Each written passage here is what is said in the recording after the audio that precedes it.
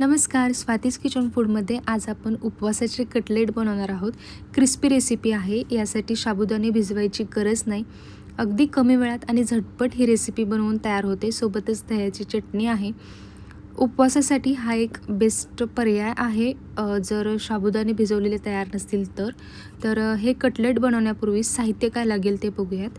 इथे मी 1 वाटी साबुदाणे घेतलेले आहेत. त्यासाठी अर्धी वाटी शेंगदाणे, 2 ते 3 बटाटे, 2 ते 3 हिरव्या मिरच्या, सोबतच मीठ आणि तेलसुद्धा लागेल. शेंगदाणे तुम्ही तुमच्या आवडीनुसार कमी जास्त घेऊ शकता. यासाठी सर्वात आधी साबुदाणे भाजून घेऊयात. इथे मी 4 ते 5 मिनटं साबुदाणे भाजून घेतले. जास्तही भाजून घ्यायचे नाहीत, नाहीतर मग कटलेट आहेत ते कडक होतात. आता 4 ते 5 मिनिटांनंतर साबुदाणे काढून घेतले. आता थंड झाल्यानंतर याला वाटून घेऊ. मिक्सरच्या भांड्यामध्ये भाजलेले साबुदाणे, भाजलेले शेंगदाणे, हिरव्या मिरच्या आणि बटाट्याचे काप घातले. आता याला बारीक वाटून घेतलं. अगदी एकदाच फिरवल्यानंतर हे मिश्रण पूर्ण बारीक होत नाही. चमच्याने हलवून पुन्हा याला 2 ते 3 वेळा बारीक करावं लागेल. तेव्हा हे मिश्रण अगदी वरीच्या भाताप्रमाणे बारीक होईल.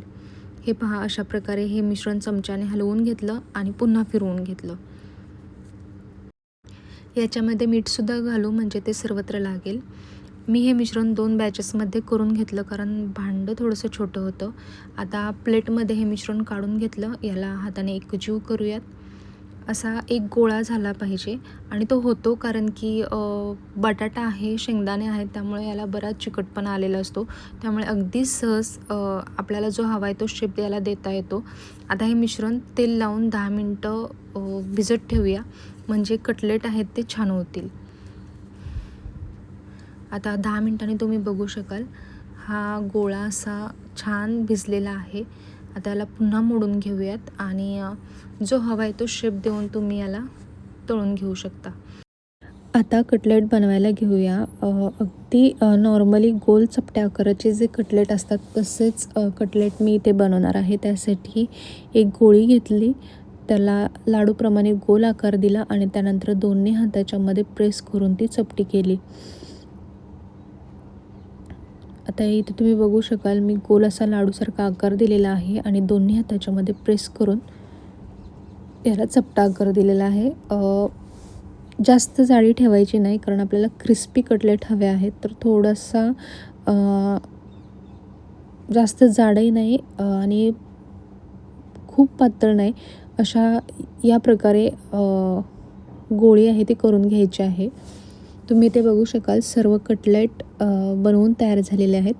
आता तळायला घेऊ. तळण्यासाठी इथे मी गॅसवरती कढई ठेवली, त्याच्यामध्ये तेल घातलं. मिश्रणाचा थोडासा तुकडा तेलामध्ये घालून तेल कितपत तापलं याचा अंदाज घ्यायचा.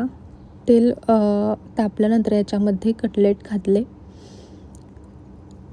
जास्त मोठ्या गॅसवर कटलेट तळायचे नाहीत, कारण की मग वरून ते फक्त कलर बदलतो पण क्रिस्पी होत नाहीत आणि कच्चे राहतात.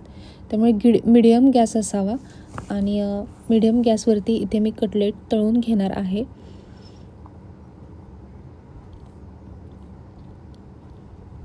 तेलाचं तापमान कमी झाल्यानंतर पुन्हा गॅस आपण मोठा करू शकतो. हे पहा, अगदी medium to high to medium अशा प्रकारे कटलेट तळून घेतलेले आहेत.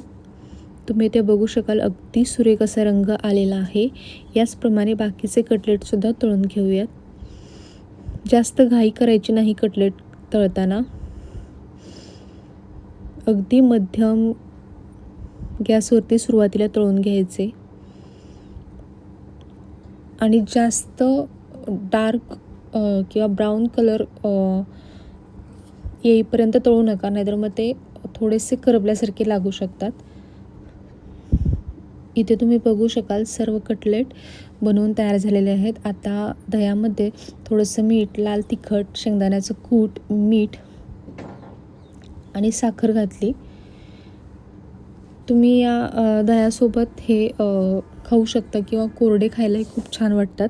तर तुम्हाला ही रेसिपी कशी वाटली ते सांगा. रेसिपी आवडल्यास लाईक, शेअर, सबस्क्राईब करा.